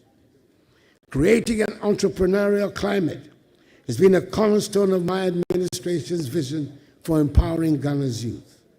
From the establishment of the National Entrepreneurship and Innovation Programs, NEIP, in 2017, with a $10 million United States dollar seed fund, to the transformative Greenhouse Estate Project and Entrepreneurship and Innovation Center in 2020. We have supported 15,000 startups, trained 250,000 young entrepreneurs, and created over 100,000 jobs. Initiatives being implemented by the Ghana Enterprises Agency, GEA, like the Ghana Economic Transformation Program, the Hubs Grant and Acceleration Program, CAPBUS, U-Start, and the Ghana Cares Obantapa Program, have further strengthened this vision, benefiting some 1.6 million Ghanaians and dispersing over 2 billion cedis in loans and grants. These efforts have sparked innovation, created jobs, and laid the foundation for a thriving entrepreneurial ecosystem, leaving a legacy of opportunity and growth. Mr. Speaker, in tourism, the year of return in 2019 and beyond the return initiatives attracted over 1.5 million visitors. These campaigns not only boosted our economy, but also strengthened ties with the African diaspora, positioning Ghana as a premier destination for cultural heritage and investment. The establishment of ecotourism sites and cultural heritage projects has further diversified our tourism offerings, attracting global attention. One of the significant undertakings in this sector has been the renovation of the Kwame Nkrumah Mausoleum. This celebrated site, dedicated to the memory of our first president, Kwame Nkrumah, has been transformed into a world-class facility that honors his legacy and attracts visitors from around the globe. The renovations include modernized exhibits, improved infrastructure, and enhanced visitor experiences, ensuring that the mausoleum remains a symbol of Ghana's rich history and a source of inspiration for generations to come. As visitors walk through the mausoleum, they are reminded of the sacrifices and vision that built the foundations of our nation. The Nationalism Park, which I recently commissioned, and which commemorates other important personalities in our independence struggle, like Nii Kwabena Boni, Usuala Tamanche, and the legendary 3 ex-servicemen of the 1948 Christiansborg Crossroads shooting fame, Sergeant Ajete, Corporal Atipo, and Private Odate Lampe, has also been added to this development, as will be the proposed Heroes Park, whose sword I cut recently, and whose purpose will be to celebrate the legendary Big Six of UGCC fame and other great figures of our path to freedom. Mr. Speaker, our security forces have been equipped with modern tools and training to safeguard the nation. The establishment of forward operating bases, such as the one I commissioned some 2 weeks ago in Ezinlibo, in the Western region, the Barracks Regeneration Project, the equipping of the military and police, with the police receiving helicopters for the first time in our nation's history, the acquisition of advanced surveillance systems, and recruitment of over 10,000 police officers have enhanced our capability to combat threats and maintain peace. The successes of our anti-terrorism programs and cross-border security initiatives reflect our commitment to national and regional safety. In line with our commitment to aligning with international military norms and enhancing the authority of our top military officials, I'm pleased, as Commander-in-Chief of the Armed Forces, to announce the elevation of the Chief of the Defense Staff, CDS, to the rank of General, and the Chiefs of Staff, the Chiefs of Army Staff, Navy Staff, Air Force, and the Chief of Staff at the General Headquarters to the rank of Lieutenant General or its equivalent. These promotions,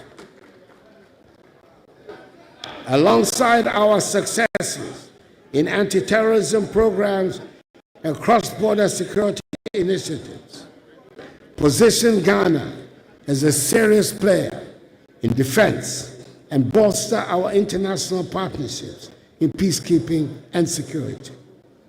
In communications, the digitization of public services including the Ghana card, mobile money interoperability, and e-services, has transformed service delivery and improved transparency.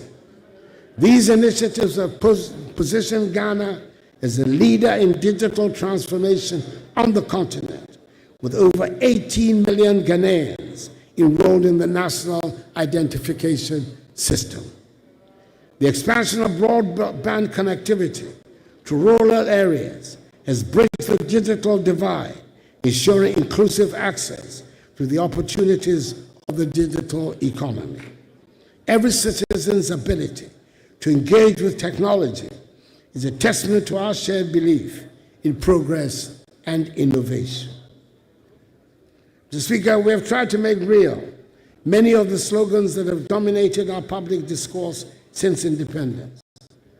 I'm proud to have approved visa-free travel to Ghana for all African passport holders with effect from the beginning of this year.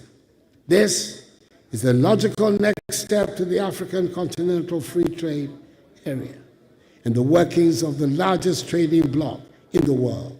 All these are essential elements to the realization of the AU's Agenda 2063, which envisages an integrated and connected Africa by 2063. Mr. Speaker, I'm thrilled to state that under my leadership, Ghana has made significant strides in foreign policy, cementing our place as a respected voice on the African and global stage.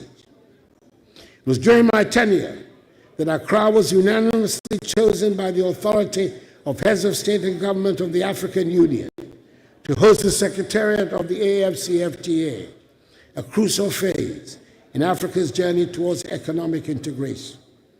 We also secured Accra as host of the Climate Vulnerable Forum Secretariat, a grouping of 56 countries, reaffirming Ghana's commitment to leading the fight against climate change for vulnerable nations. As chair of ECOWAS for 2 successive terms, I had the privilege of guiding our region through challenges of political instability and economic recovery. Furthermore, Ghana secured a non-permanent seat on the United Nations Security Council for 2 years, allowing us to contribute meaningfully to global peace and security at a time of unparalleled changes. Indeed, it was Ghana that led the Security Council to adopt Security Council Resolution 2667, which provides for the United Nations to pay from assessed contributions 75% of expenses of UN peacekeeping operations in Africa, a matter that had been in controversy and unresolved for several years. Additionally, Ghana witnessed a moment of immense pride when Shirley Ayoko Botwe, a distinguished Ghanaian, was elected as Secretary General of the Commonwealth. The first time a Ghanaian and an African woman has held this esteemed position.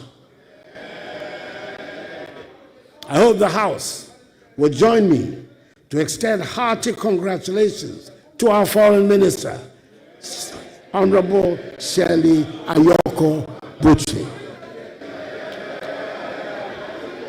Yeah.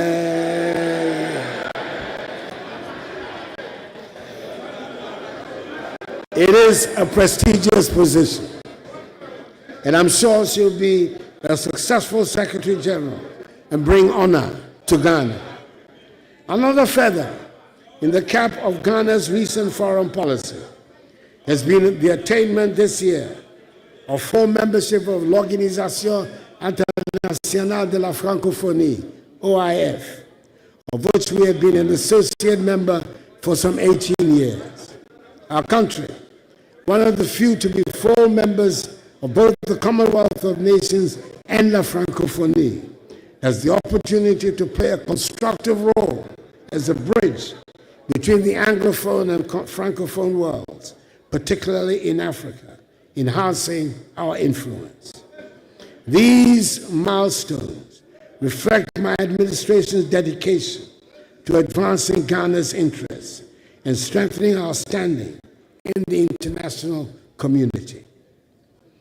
Mr. Speaker, there is a subject that continues to attract a lot of public discussion, and that is the call by some for a review of the 1992 Constitution, under which we have operated in this Fourth Republic for the past 32 years.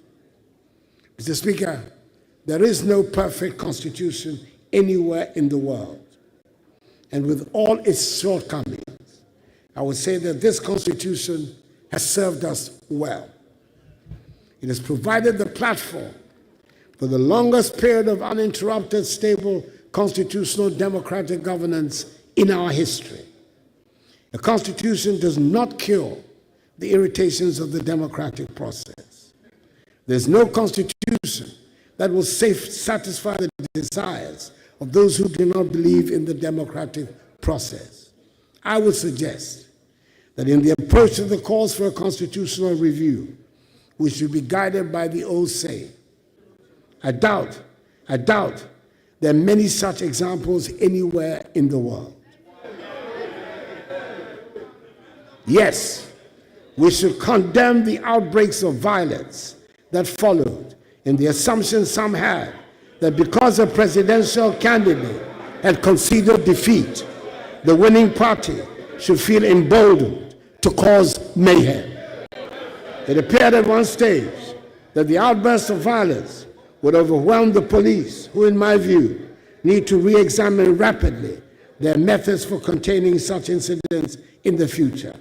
I say so without prejudice to the excellent job they did in supervising the electoral process itself. I'm hoping that we will soon reach the stage where the unnecessary tensions that are simulated to accompany our elections will disappear, and elections will become simply something that we do, and do without a fuss and with flair. The efficient, praiseworthy manner in which the Jean Mensa-led Electoral Commission has conducted the past two elections of 2020 and 2024, despite their challenges, is a significant contribution to this end. Mr. Speaker, I would like to take the opportunity of this august podium to congratulate again my friend, with whom I came into Parliament together for the first time in 1997, President-elect John Dramani Mahama.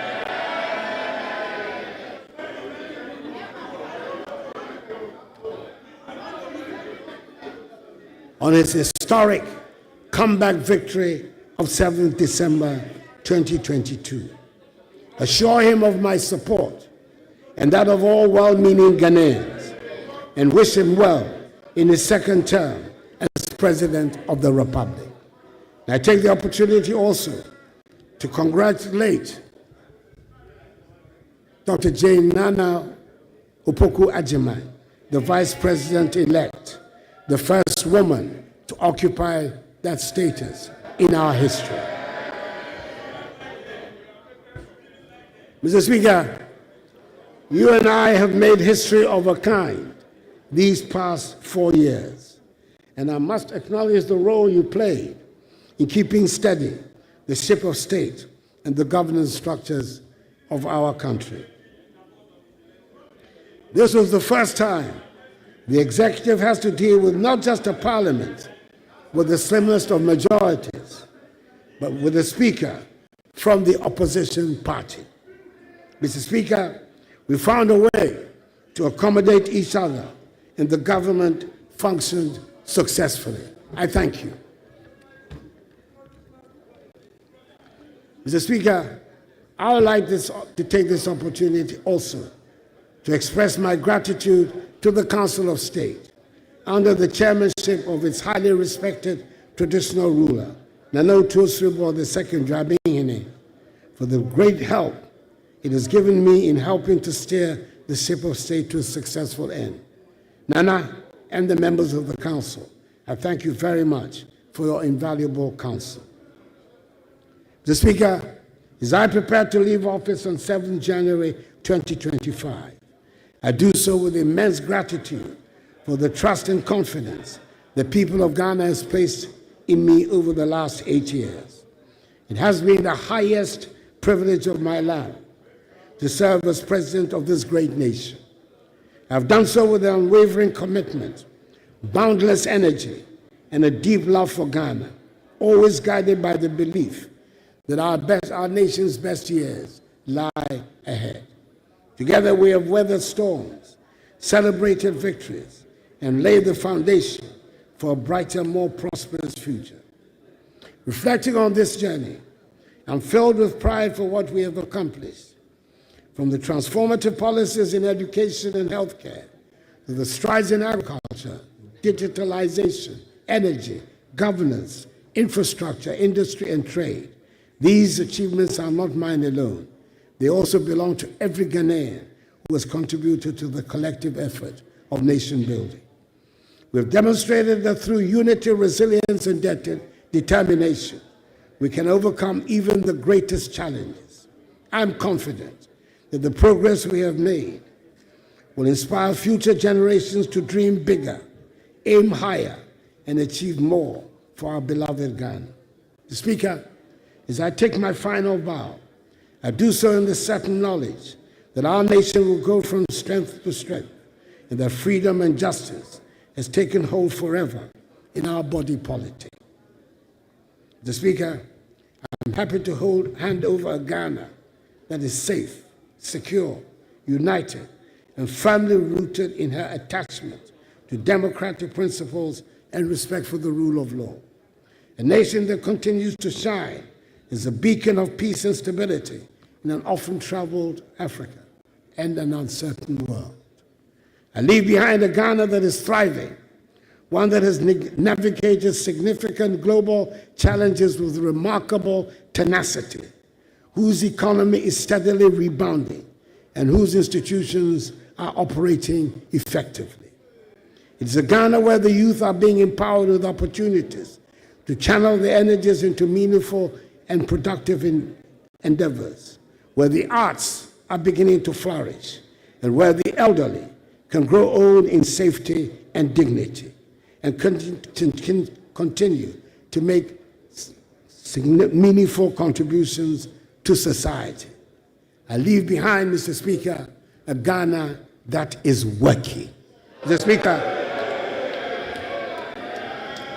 Mr. Speaker, honorable members, I thank you for your attention.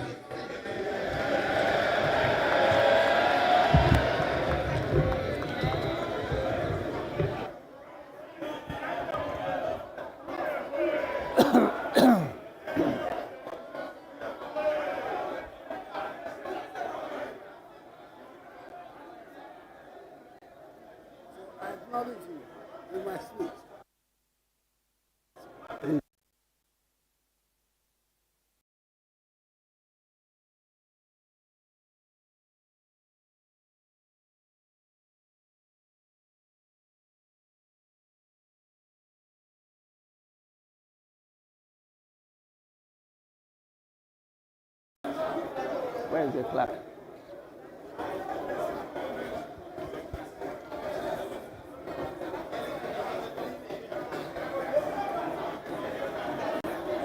Yes, yes.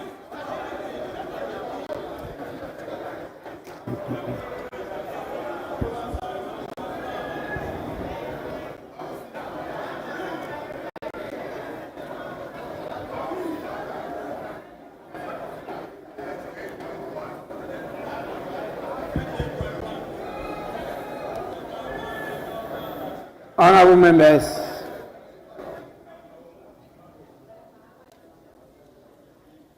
on your behalf, I with all humility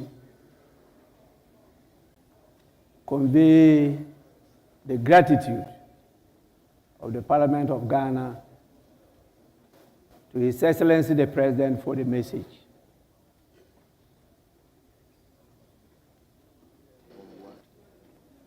The House has heard him.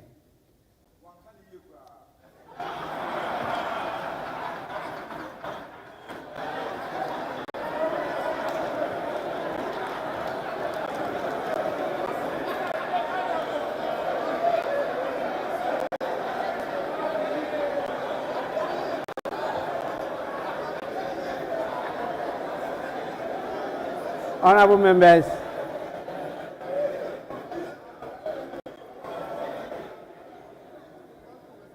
that was just a paraphrase. It wasn't a quote.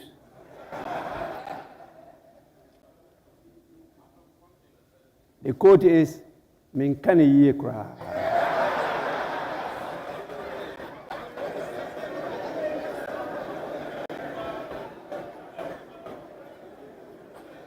I thank His Excellency the President for setting the tone for, I believe, a very, very important national discourse as to the state of the nation. And we do this with the core principle of unity in diversity. Democracy is about disagreeing to agree. And we are grateful that Ghanaians and all of you have committed yourself to this concept of multi-party democracy. I will, on your behalf, invite the leaders of the House to have a say. I have enjoyed this opportunity for many years, and I won't be the one to deny my colleagues the same opportunity. So we will start by listening to the minority front bench.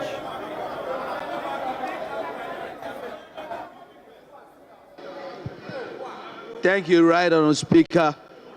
Honourable Speaker, I'm grateful for the opportunity to thank His Excellency the President for the message on the state of the nation that he has just delivered. Mr. Speaker, I need to remind you that the people of Ghana have already given their verdict on the true state of the nation. And that verdict was very, very clear. Economic hardship, huge debt overhang, high youth unemployment, hopelessness, and more. And you are thanking him for this. We have come to the end of the road for what has been undoubtedly the worst government under the Fourth Republic. Honourable Speaker, this abysmal record was confirmed on December 7th when the people of Ghana returned the most overwhelming and emphatic vote of rejection of any government ever witnessed under the Fourth Republic. Mr. President, you will be remembered as the first president who was cushioned by the IMF when you began, and you are still being cushioned at the end of your term.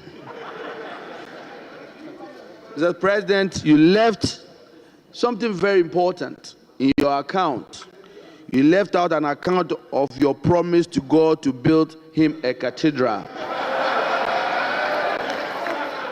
But Mr. President, Mr. President,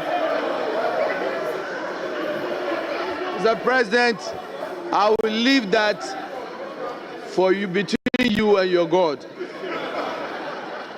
Mr. President, let me remind His Excellency, Honourable Speaker, that his tenure in office will remain a timely reminder of how not to govern the country.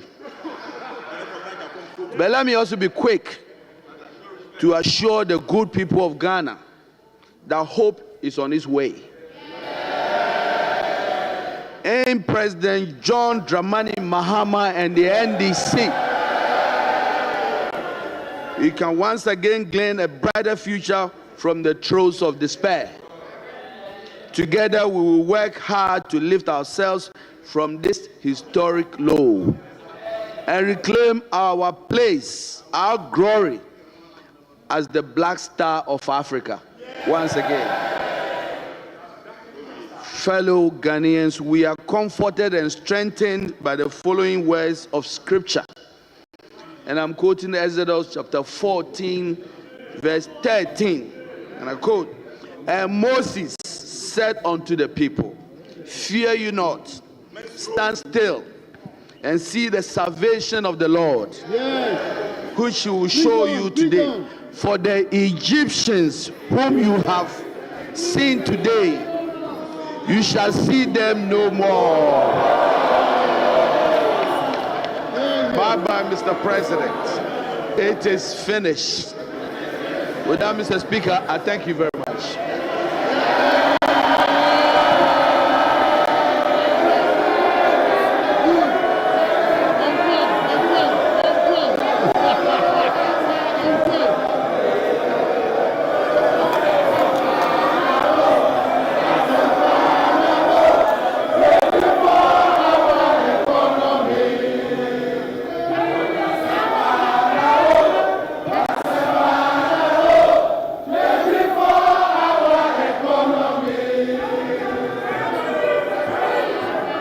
Honorable members, honorable members,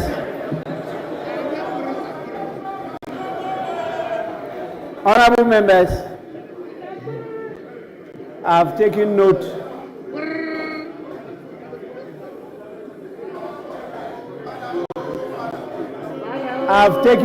of all those who were on their feet and what they said. But it's now time for me to invite the majority leader, the leader of the House, to have a say.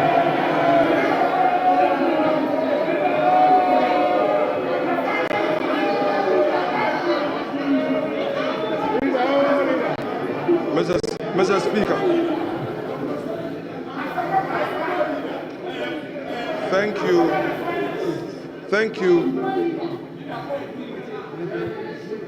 you for the opportunity to say a few words in response to the statement on the state of the nation delivered by His Excellency the President. Mr. Speaker,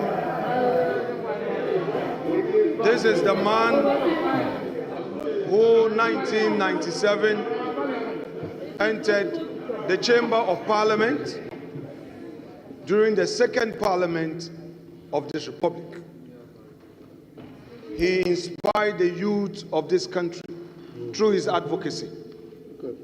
Hansa testified of his great work in the chamber of this House. Then, as students, we sat at the gallery to observe and to take inspiration from him. Mr. Speaker, through resilience, through firmness of conviction, he tried over and over again and made it to the presidency. Mr. Speaker, today he has fulfilled a constitutional obligation to boldly deliver for Hansa his records in office for the 8 years. Mr. Speaker, it may be that for some political expedience, we may not appreciate what he has done for this country. But, Mr. Speaker, history, in its fair judgment, will state that there came an Akufo-Addo whose record in the educational sector of our country was unmatched and unequaled. Mr. Speaker, this is a man who is never afraid of challenges that confront him. Honorable members, please, silence.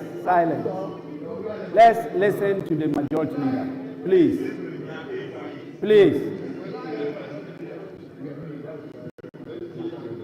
Mr. Speaker, he has given us data, which data tells us the record he came to meet and the record he's leaving us with.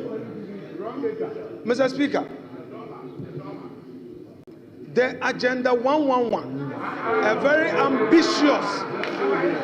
very ambitious policy to revive our health sector and to provide for the needs, the health needs of the many vulnerable communities, Mr. Speaker, which is also unmatched, is there for all of us to see. Mr. Speaker,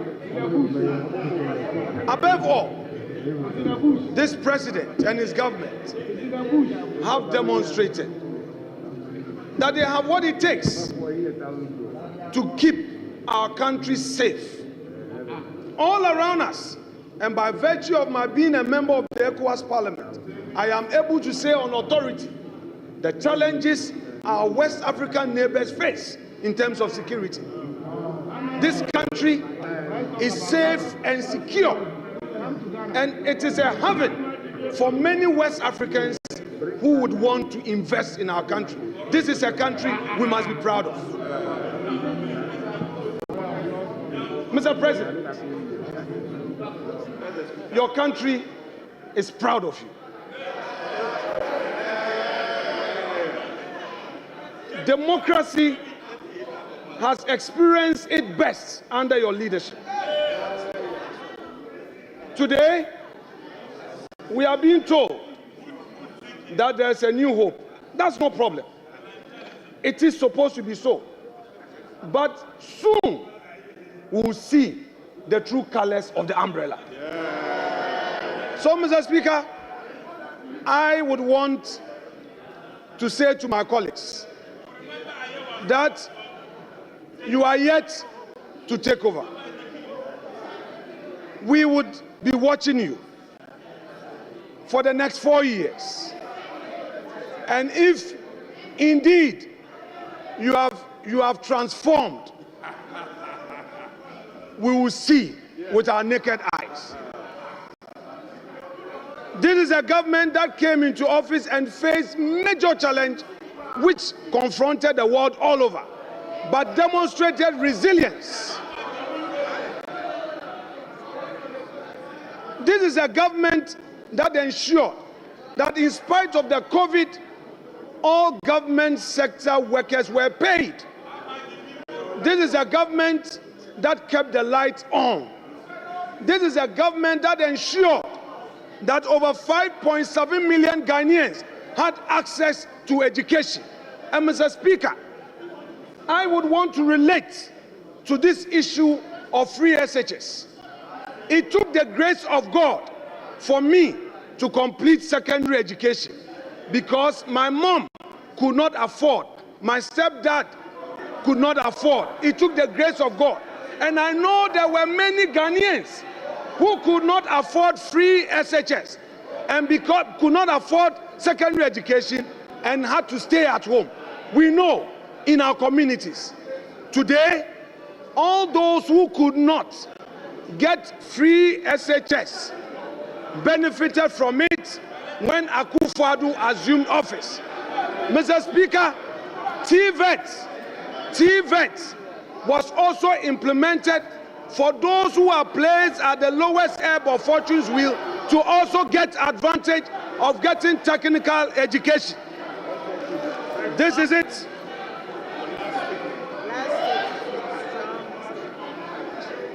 This is the record that Nana Addo Dankwa Akufo-Addo is leaving us with. Mr. Speaker, posterity will be the utmost judge. And I repeat, soon and very soon, the Ghanaian people will see the true colors of this umbrella. I rest my case. Thank you, Mr. Speaker.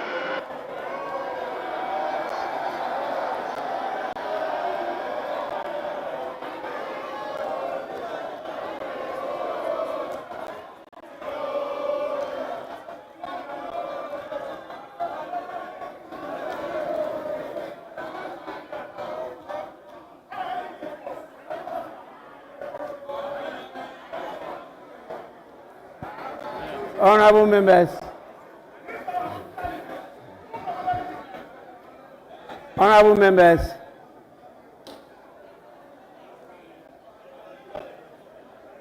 members, please, let's be guided by the lessons of the wise saying that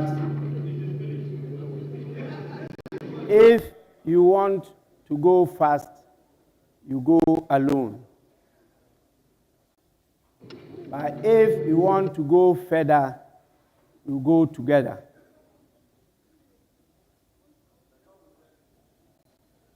I'm sure, as honorable representatives of your people, you understand the full import of this wise saying. With this, honorable members, once again, let me thank all of you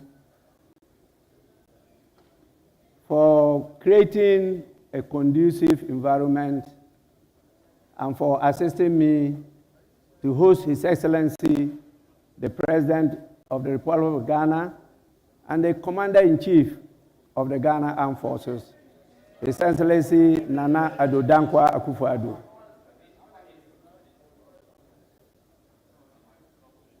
We will now proceed to do what is expected of us, and that is to adjourn the sitting for today. Honorable members, the House stands adjourned till tomorrow. You don't want to come to work?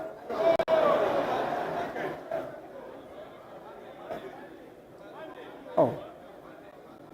Actually, we don't have time. And so I wanted you to come for us to do something tomorrow. But if you say you are available only on Monday,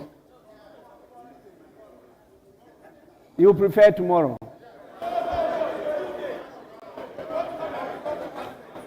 Monday.